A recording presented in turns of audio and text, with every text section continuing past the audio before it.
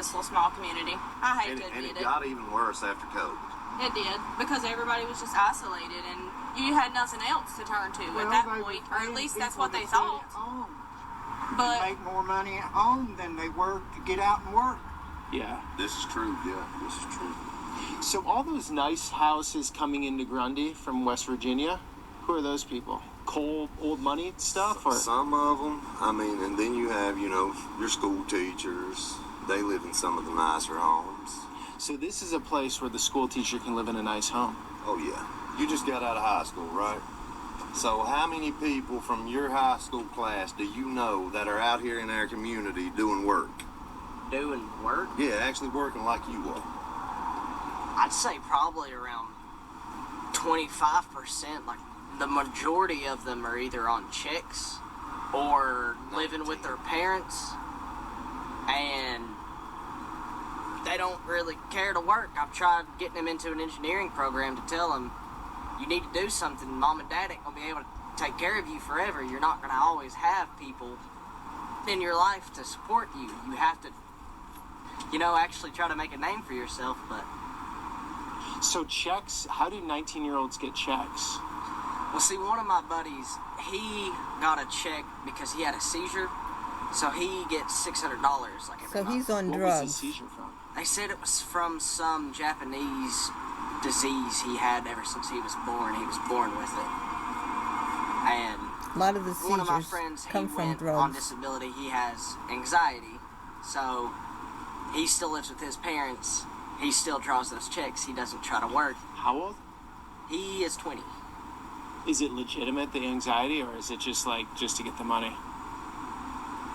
Honestly, I can't tell, because he does seem to have panic attacks.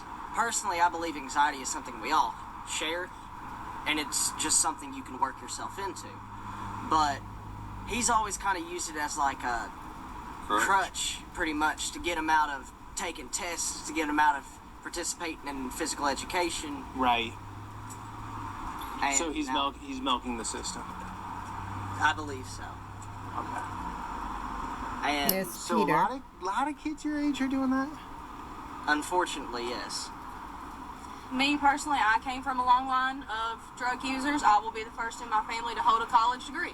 I have to protect myself in order to keep getting further in life. When they put me on the anxiety and depression medicine, it was just irritation all the time, every little thing. Usually I'm a very patient person. I train people here on a daily. I have a child and everything, and I'm very cool, calm, tempered. I'm not an angry person at all.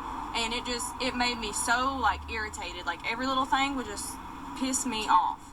But once I quit taking it, I had a couple days where I just did not want to get out of the bed at all. It was just horrible. But after about a week of not taking it, I felt normal. And then I figured out, different coping mechanisms like meditation. I do that. I go on my hikes with my son. We walk the dog. Cool. And we have a whole farm full of animals. We've got lizards, snakes, everything. So we kind of keep ourselves occupied, So you're off the medication now? And you found better therapy through nature, walks. Yes. How many people do you think are on medicine, roughly? Around here? Yeah. I would say quite a few, but What percentage? What percentage? In this area, 65% of the people would be on some kind of medicine, some form. And So that shows that the drug companies are profiting off of these people who are depressed, isolated, unemployed, family problems, had past drug problems, and they get them started on these medications, which may create new problems or exaggerate the old problems, and basically keep them idle. They in some way become, a different type of zombie. They are dependent on these medications, but they haven't used natural resources or other ways to assist themselves into a better, more fulfilling life. And they find that they can get linked to a disability and get government checks. So that is really important in why some of our communities are so stagnant and can't seem to get out of the cycle. Plus, of course, as I said before, when people who want to take advantage of these people come into their communities, these people are highly susceptible to getting caught up in the drug business, either selling drugs or using drugs and perpetuating that into their family. So very, very difficult, but it is a problem we need to solve. I mean, as far as the depression medicine, I'd say well over half on it alone.